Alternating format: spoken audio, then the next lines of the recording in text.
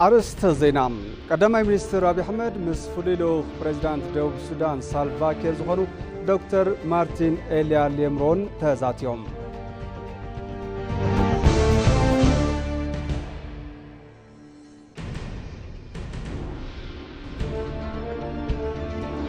أمونغو ولدو حقراوي مردان مفتار التاريخ تمرتي زسمع معو حسابات مكتب كم زدلي قدماء منستر أبي أحمد قريصوم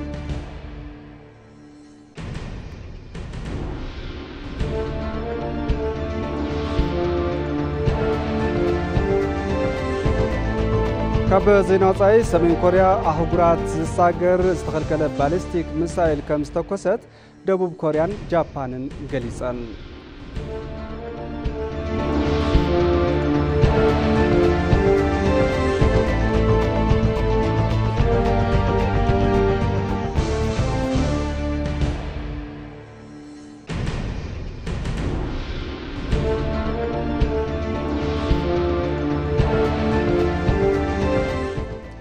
سلام زخبركم تملكتي كما يتمسيول كساعات حد قينو ما أدي زينا حزنا مسينا لنا زيناتات ندام رحكو حبيركم تصنح أنا برهان في السحية فلما بحصر زيناتات كجمر لومي نقهو ملختي بمحازم مصوف للأخ بريزيدنت دوبوب السودان سالفا كير زخنو دكتور مارتين إليا ليمرون أدي سبب يوم قدماء منستر أبي أحمد نتوم لوخ زتقبل نتخون أبا كلتياون كأتناون قدات أمتا زغورزة مكيادم أفليتهم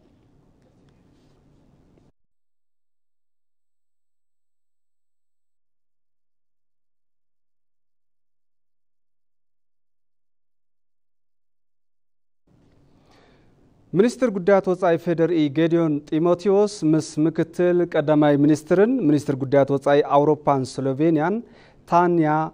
جو فاجون تزاتيوم ثم منستر قدات وصاي سلوفينيا أبال أوروبا حبرتن جزاوي أبال بيت مخرطة ود حبرات منغستات مخانم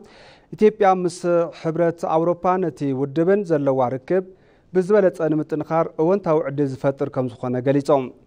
بتزامد زينا منستر قدات وصاي جيدون تيموتيوس أب ملا عالم مزركو حلفتي أبيات الصحفات إمباستاتن قنصلا جنرالات إثيوبيا بإنترنت تزاتيوم أبتزاته ركب دبلوماسي إثيوبيا متنخار بموداد من قصاص كم زقبا تقليسيوم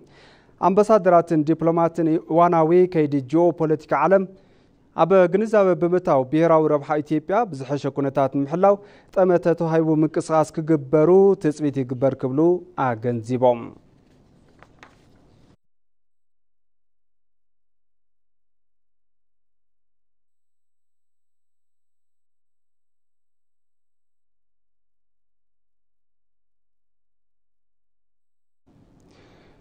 قرماوي تمبيت زناش تاياتشو لو معنتي قصروم لعلي كلتا شح زغنو مصحفتن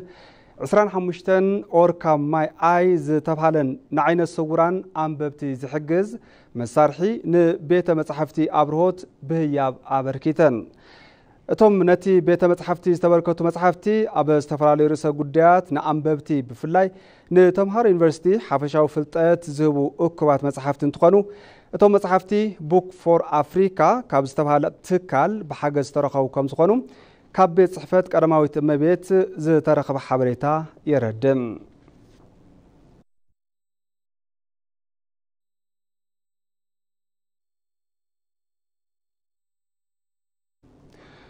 أب قدما يربع بجت عمد كل تشحن 10 مليون تقاوتي كم استخفافله منستر حرشا أفليتولم منستر حرشا جرما أمنتي أفصاصماتي ربع عمد أملكيتهم أب ذهبوا مجلسي مفرايد حرشان معباي زخلوا تجبارات ناتوجون كم زخانو تزاربهم أب بجت عمد خلت شحن 10 شوعاتن بمرها قبل حملة أسر لعلي شوعاتن تشدشته بيليون فلستات أبز حلفو شدشته عمدات دما 4 بليون فلستات كم ستقالون قليصهم يوم ناوص أي كاب استلعق فرياتات عاودي حرشة شوعات 296 مليون دولار كم استرخوا بمجلاس كاب فريات بون طرح 519 مليون دولار كم استرخوا بمبريهم بخال مداي أبز عمد كاب استحسبه حفشاوي 8 بليون مرها قبري سيفتي نت 45 بليون بر نقصر كم استسناد أفليتهم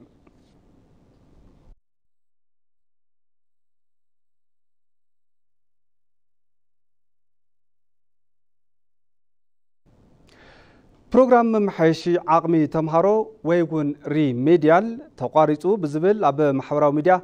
ناي حصوت حبريتا ناتقاوحة كمزخونة منستر تمرتي عفليتو اللوم بيراو فتنا عصر تخلتا كفلي تفتينوم محلف نتوي زيمتو تمهارو عقمهم بممحياش نابل علوت تكالات تمرتي كاعتون تمرتهم ككتاتلون ناتقابرا كمزركبون عزخاخير اللوم يخون مبر عبزي سومون بستفرالي محوراو ميدياتات منستر تمرتي بروغرام ريميديال بحصرة بجت كم زقارصه منستر تمرتي عفليتو بزول ناتقاو حزركب حبريتا مسرت زيبلو كم زخونه حبريتات منستر يملاخت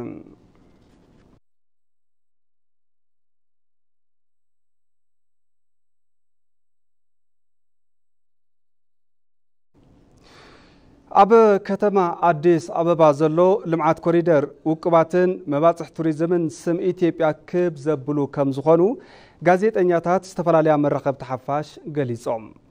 ميديا نبهراو تاريخن هنصت حاجرن بزول مري حساب نسميان أمرارحان مرقب تحفاش نسلسته معالتي سلطنا تواهيبلوم أب مزازمت سلطنا حدثات بيت منغستي بهراوي إيوبيليو حويسو عبدي سابا استوغنو عب مسلات زركبن سرعة لمعات كوريدر تعذيبهم ابتي اوان نقلقالو زينا إثيوبيا ريتوم زحاو غازيتنياتات كم زغلصو ناتوغنو زركبو سرعتي متسار تمالي لومن صباحن زرئي يوم يلوم بمنغستي قال استعاتو سرعتي بچبوط عبايتا كم زوردو تعذيبنا اينا كبلون غليصوم يوم عود توريزم نعبيت حاجر بصحيتو نقواطا بمنغستي استهانصو قبات مسحبات بوتاتات مراقب تحفاش كفالطوم كم زغباون املاخيتهم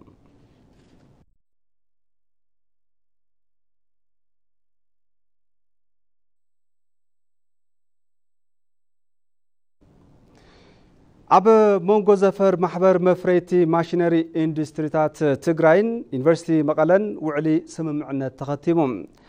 بيرو اندستري غزاوي ممحدار كلل تግራይ زعانو عودي اندستري تكلل ناب نبور نمملاس أب زسرح سرحتي متسار اندسترين لعلو تكالات تمرتن مسرتاو مخانو غليصلوم زفر محبر مفريت ماشينري اندستري كلل تግራይ كاب زطايش حد عامل زغبرن تخون لعلي 7 ماشينري زفريو اندستريتات زحقفه يتباهللوم مكتل حلافه بيرو ايتم حاري غبر مكائل اتي وعلي سممعنت أب وصيتاونت مفريت ماشينري اندستري كلل تግራይ بتكنولوجي ناتدغفه زلعل عقم كفتر زقل مخان ام غليصوم نتي سممعنت بوغن يونيفرسيتي مقله زفرمو ابتي يونيفرسيتي مكتل بريزيدانت مرمرن تساتفو محبرسبن دكتور إياسو يازو بقدوم اتي زتختم سممعنت يونيفرسيتي مقله زلو فلتت عقمي مرمرن تكنولوجين عم دغاف مفريت اندستري عبي قده علوو ميلوم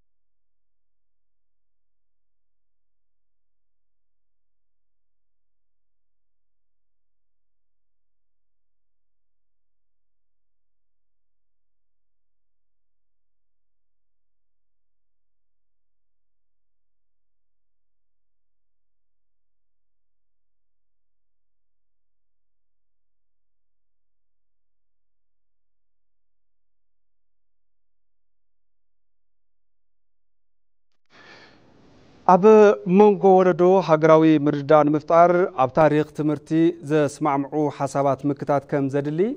قدامي منستر أبي أحمد أب بايت وكالت حزبي غليصوم بتوساخي لمعات كوريدر كل حبرتسب كدغفو كم زغبا اتحساسيبو بنلو دهاب ياسين زرزر اللوا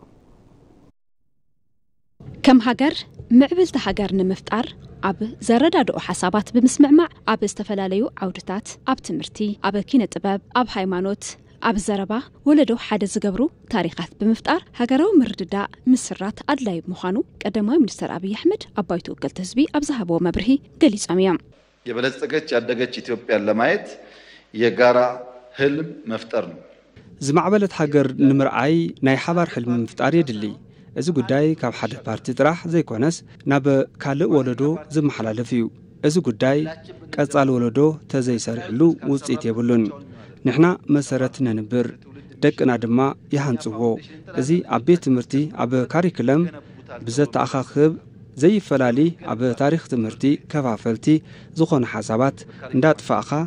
ዝእከብ ምፍጣር መነባብሮ ዜጋታት ንምምሕያሽን ዝማዕበላ ከተማታት ንምህናጽ ልምዓት ኮሪደር ኣድላይ ምዃኑ ዝገለጹ ቶም ቀዳማይ ሚኒስተር ደቂ ሰባት ካብ ዝጸንሕዎ ልማድ ንምቕያር ኣጸጋም እኳ እንተኾነ ንምምዕባልን መነባብሮ ንምቕያርን ግና ቆራጽነት ኣድላይ እዩ ኢሎም የበለጸገች ያደገች ኢትዮጵያን ለማየት የጋራ ህልም መፍጠር ነው። ልምዓት ኮሪደር ክህነጽ ዝነበሮ ቅድሚ 40 ዓመታት እዩ ነይሩ ዕዳ ስለ ዝወደቐና እምበር ስራሕና ክኸውን ኣይነበሮን ኣብ ማሌዥያ ሃገሮም ምህናጽ ካብ ዝጅምሩ 40 ዓመት ገይሮም እዮም ማሌዥያ ኣብ ትሕቲ ባዕዳዊ መግዛእቲ እናሃሎት ኢትዮጵያ ሓራ ሃገር ነይራ ነጻነት ረኺባ ኣብ ማሌዥያ ንምብጻሕ ግና ገና ብዙሕ ስራሕ ይጽበየና ዝሓለፉ 67 ዓመታት ብዙሕ ነገር ኣሕሊፍና ኢና ኣሸንኳይዶ ልምዓት ካልእውን ቀልጢፍካ ኣይልመድን ንሰባት ካብ ዝነበርዎ ልምዲ ምውጻእ ከቢድ እዩ ብምዃኑ ከም ሃገር ኣብ ዝግበር ልምዓት ኮሪደር ኩሉ ሕብረተሰብ ብምድጋፍ ክሳተፍ ከም ዝግባእ እዮም ዘስመሩሉ ኤቢሲን ኣርቲን ብዛዕባ ኢትዮጵያ እዋናዊ ሓበሬታ ንዓለም ለኸ ማሕበረሰብ ተበጻሒ ንምግባር ብምትሕባር ንምስራሕ ተስማዕሚዖም ዋና ሓላፊ ዲፓርትመንት አርቲ አፍሪካ ሲያቶ ሺሌፕን ኣብ አዲስ አበባ ሓላፊ ሳይንስን ማእኸል ባህልን ሩስያ አሌክሳንደር አሸንቴቭን ኮምፕሌክስ ሚዲያ ኤቢሲ ተዘዋቢሮም ተዓዚቦም ካብቲ ዑደት ብተወሳኺ ቶም ሓለፍቲ ኤቢሲን አርቲን ሓቢሮም ክሰርሕሉ ኣብ ዝኽእልሉ ኩነታት ዙርያ ምስ ዋና ፈጻሚ ስራሕ ኤቢሲ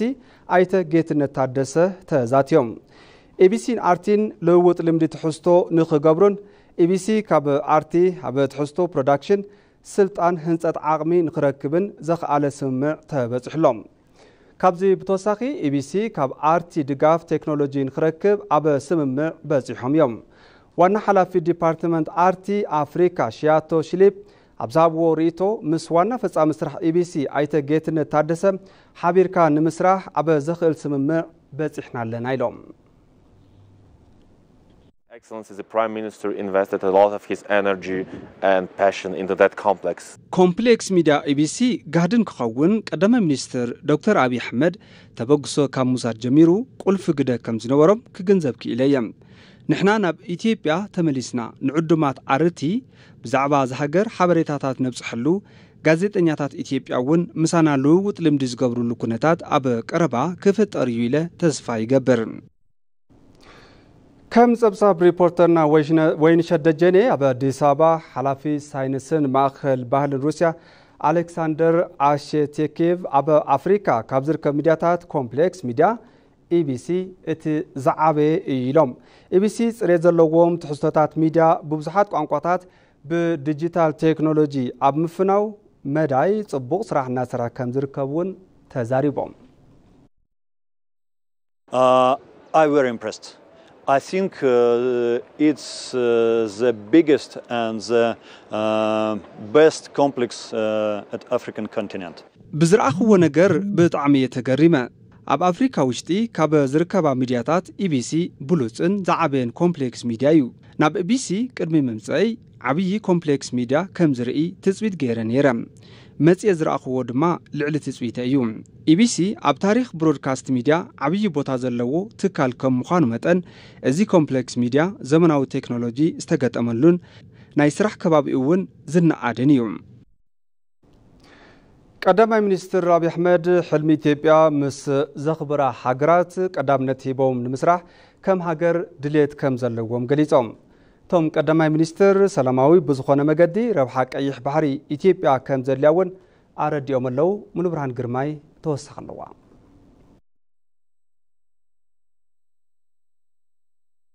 ቀዳማይ ሚኒስትር ዶክተር አብይ አሕመድ ቅድሚ ዝተወሰኑ መዓልታት ኣብ ጉባኤ ኣባል ሃገራት ብሪክስ ምስታፎም ይዝከር ጎና ጎነቱ ጉባኤ እውን ኣብ ዝተፈላለዩ ሃገራት ኣምሪሖም ኣብ ጉዳይ ዲፕሎማስያዊ ርክብ ምስ ዝተፈላለዩ መራሕቲ ተዛትዮም እዮም እቶም ቀዳማይ ሚኒስተር ኣብ ዝተፈላለዩ ዛዕባታት ጠመተ ገይሮም ሓሳብ ከም ዝሃቡ ድማ ፕሬስ ሴክሬታሪያል ቤት ጽሕፈት ቀዳማይ ሚኒስተር ቢለኔ ስዩም ምግላጽን ይዝከር። የብሪክስ አባል ሀገር ከሆነም በኋላ የመጀመሪያው በዚህ መድረክ ላይ ያደረጉት ንግግር ነው። እሱ ላይም ቁልፍ የሆኑ ሐሳቦችን አቀርበው ነበር ማለት ነው። አባል ሀገራት ብሪክስ ካብ ንኸውን ንፈለማ እዋን ዝገበርዎ መደረ እዩ። ኣብ መደረኦም ድማ ወሰንቲ ዛዕባታት አልዒሎም እዮም። ሕዚ ዘሎ ስርዓት ዓለም ፍትሓውን ክኸውንን ማዕርነት ንክዓስልን ዝገብርዎ ዝነበሩ ጽዕንቶ ኣብዚ መድረኽ አልዒሎም እዮም።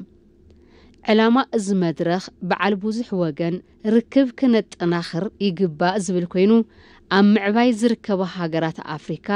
ምሕጋዝን ምጥንኻርን የድሊ ዝብል እቶም ቀዳማይ ሚኒስተር ዘልዕልዎ ጉዳይ እዩ። ኢትዮጵያ ኣብ ከይዲ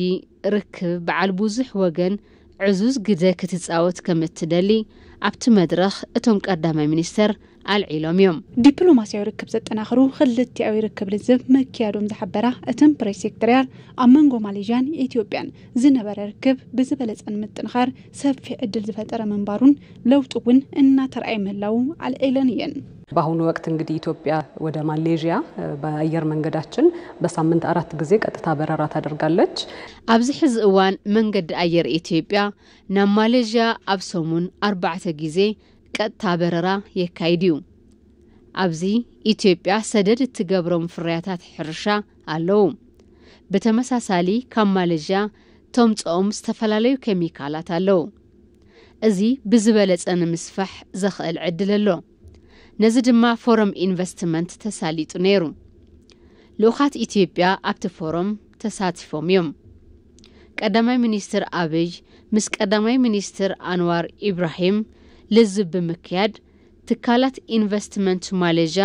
ኣብ ኢትዮጵያ መጽኦም ኢንቨስት ንኽገብሩ ጻውዒት ኣቕሪቦም እዮም። ክልቲኦም መራሕቲ ኣብ ዝሃብዎ ጋዜጣዊ መግለጺ አልዒሎም እዮም። ትማል ዕለት ኣብ ዝተሳለጠ ኣኼባ ባይቶ ወከልቲ ህዝቡን ርክብ ወጻኢ ኢትዮጵያ ብዝምልከት ካብ ኣባላት ባይቶ ወከልቲ ህዝቢ ነቶም ቀዳማይ ሚኒስተር ሕቶ ዝቐረበ እንትኾን ኢትዮጵያ ምስ ኩሎም ሃገራት ብሰላማዊን ብምትሕባርን ሂብካ በመቀባልን ፖሊሲ ጉዳይ ወጻኢ ከም እትስዕብ አብሪሆም እዮም። ሁሉም ጋር በሰላም መኖር፣ ከሁሉም ጋር በትብብር መኖር፣ ከሁሉ ጋር ሰጥቶ በመቀበል መርህ መኖር ምስ ኩልኹም ብሰላም ብምትሕባር ብሂብካ መቀባሊና ክንቅጽል ንደሊ። ምስ ቻይና ብጣዕሚ ሰላማዊ ዝኾነን ኣብ ምትሕባር ዝተመስረተን ርክብ ዘለና። ምስ አሜሪካ እውን ብጣዕሚ ሰላማዊ ርክብ ዘለና። ንሕና ናይቲን ተሰላፈ ይኮናን። ንሕና ንሕልሚ ኢትዮጵያ ኢና ንስለፍ። ንሕልሚ ኢትዮጵያ ምስ ዝምቹ ሃገር ክንሰርሕና። ምስ ሓደ ኮይንና ነቲ ሓደ ኣይንወቅስን። ተኽኢልና ሰላም ክነምጽኢና፣ ልምዓትና ክነሳልጥኢና። ልምዓትና ንክሳለጥ ዝሕግዙና ኮይኖም ሓቢርና ክንሰርሕና። ኢትዮጵያ ምስ ጎረባብቲ ሃገራት ዘለዋ ርክብ ብዝምልከት ሕቶ ዝቐረበ እንትኾን ኣብ መብርሂኦም እውን ሰላም ቅድሚ ዝወሃቡ ነገር ምዃኑ አልዒሎም ኣብ ውሽጢ ጉዳይ ሃገር እናኣተው ምርባሽ ከም ዘይከኣል ግን ኣስሚሮምሉ እዮም። ከኤርትራም ይሁን ከጅቡቲም ይሁን ከሶማሌም ይሁን ከኬንያም ይሁን ምስ ኤርትራ ይኹን ምስ ጅቡትን ኬንያን ንኢትዮጵያ ዝጠቕማ ሰላማዊ ጉርብትና እዩ። ንኢትዮጵያ ዝጠቕማ ሰላማዊ ብዝኾነ መንገዲ ሂብካ ምቕባል ዕቤት መምጻእ እዩ። ድሕሪ ሕዚ ግና ንኢትዮጵያ እናጨቆኑ እናጓነጹ ምንባር ኣይከኣልን። ንሕና ቁጽራት ኣይኮናን። ንዝኾነ ጉጅለ ብቕርሺ ተገዚእና ናይ ሓደ ጉጅለ አጀንዳ እነናፍስ ቁጽራት እንተይኮናስ ሓርበኛታት ኢና። ኢትዮጵያ ምህናጽ ንደሊ ኢና። ነዚ ኣሚኑ ምስ ዝተቐበለ ሃገር ብዝለዓለ ሓጎስ ሓቢርና ምስራሕ ንደሊ ኢና። ኣብ ከባቢ ሶማልያ እውን ግዜ ወሲዶም ንክሓስብሉ ዕድል ሂብናዮም ኢና። ክንዕገስ እውን ኢና። ግን ድማ ኢትዮጵያ ዘይቕየር ብሄራዊ ረብሓ ኣለዋ። ዓለም ሎሚ ይስማዕ። በሪ ባሕሪ ቀይሕ ባሕሪ ኢትዮጵያ የድልያ እዩ፣ ሰላማዊ ብዝኾነ መንገዲ ማለት እዩ። እቶም ቀዳማይ ሚኒስተር ሰላማዊ ብዝኾነ መንገዲ ረብሓ ቀይሕ ባሕሪ ኢትዮጵያ ከም ዘድልያ ሓቢሮም እዮም።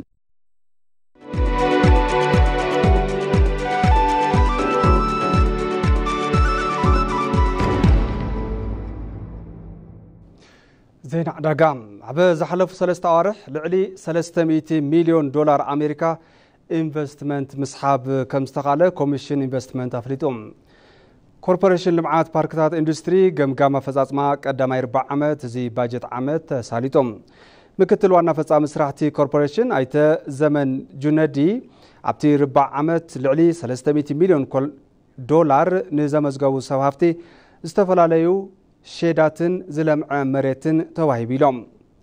ኣብ ፓርክታት ኢንዱስትሪ ኣትዮም ኢንቨስት ካብ ዝገበሩ ሰብ ሃፍቲ ልዑል ቁፅሪ ዝሓዘ ሰብ ሃፍቲ ውሽጢ ዓዲ ከም ዝኾነ እውን ገሊፆም ብተወሳኺ ሰብ ሃፍቲ ቻይና ጃፓንን ቪየትናምን ካብ መንጎ ዝተስሓቡ ቀጥታ ኢንቨስትመንት ወፃኢ ከም ዝርከቡ ተገሊጹ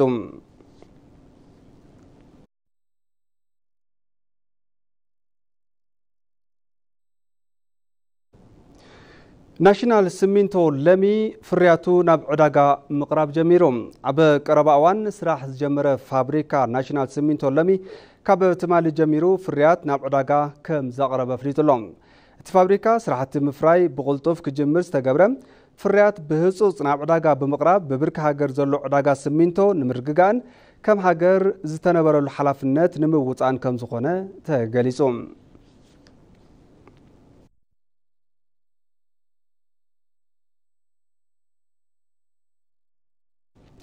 ሕዚ ድማ ናብ ዜና ወፃኢ ክሰግር ሰሜን ኮርያ ኣህጉራት ዝሳገር ዝተኸልከለ ባሊስቲክ ሚሳይል ከም ዝተኮሰት ደቡብ ኮርያን ጃፓንን ኣፍሊጠን እቲ ኣብ ጫፍ ሰሜናዊ ማያት ቅድሚ ምውዳቑ ን86 ደቂቕ ኣብ ኣየር ፀንሐ ሚሳይል ብመጠን ዝተወንጨፎ ርሕቀት ብክብረ ወሰን ዝሓዘ ተባሂሉሎም ክሳብ 7000 ኪሎ ሜትሮ ብራኸ ዝተወንጨፈ እዚ ሚሳይል ንጎኒ እንተዝውንጨፍ ነይሩ ተወሳኺ ርሕቀት ምሸፈነ ተባሂሉ ይሕሰብ بحموس 31 ጥቅምቲ 2024 ዓመተ ምህረት ፈረንጂ ዝተፈጸመ ሙንጫፍ ንገደብ ሕራት ሃገራት ዝጥሕስ ኮይኑ ኣመንጎ ክልተን ኮርያታት ዝጸንሐ ጽቡቕ ዘይኮነ ዝምድናታት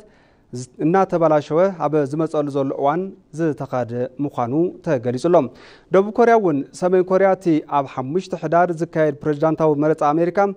ኣብ ዘቐረበሉ እዋን ነቲ ኣህጉራት ዝሳገር ባሊስቲክ ሚሳይል ከተወንጭፍ ትዳሎ ከም ዘላ ኣጠንቂቓ ነይራ መራሒ ሰሜን ኮርያ ኪም ጆንግ ኡን ኣብ ተመሳሳሊ መዓልቲ ብመንግስታዊ ማዕኸናት ዜና ኣብ ዝሃቦ መግለጺ እቲ ሙንጫፍ ንጸላእትና ግብረ መልሲ ንምሃብ ዘለና ድሌት ዘርእዩ ብምባል ግቡእ ወታደራዊ ስጉምቲ ከም ዝኾነ እውን ሓቢሩሎም ኪም ወሲኹ ሰሜን ኮርያ ኒኩለራዊ ዓቕምታታ ንምድልዳል እትኸዶ ኣካይዳ ፈጺማ ከም ዘይትቕይሮ እዩ ዘረጋግጽ ኣሜሪካ ነቲ ብሐሙስ ተፈጸመ ሙንጫፍ ንብዙሕ ውሳነታት ባይቶ ጸጥታዊ ድሕብራት መንግስታት ብግልጺ ዝጠሓሰ እዩ ክትብል ገሊጻቶም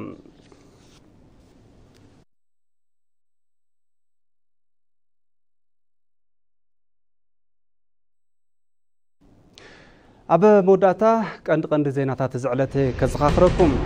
ቀዳማይ ሚኒስትር አብይ አሕመድ ምስ ፍሉይ ልኡኽ ፕሬዚዳንት ደቡብ ሱዳን ሳልቫ ኪር ዝኾኑ ዶክተር ማርቲን ኤልያ ሌምሮን ተዛትዮም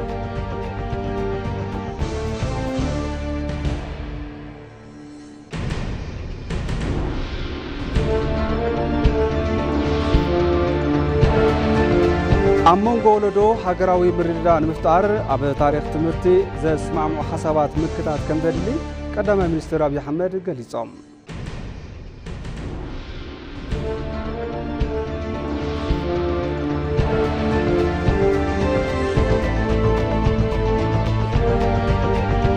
ካብ ዜና ወፃኢ ሰሜን ኮርያ ኣህጉራት ዝሳገር ዝተኸልከለ ባሊስቲክ ሚሳይል ከም ዝተኮሰት ደቡብ ኮርያን ጃፓንን ገሊጸን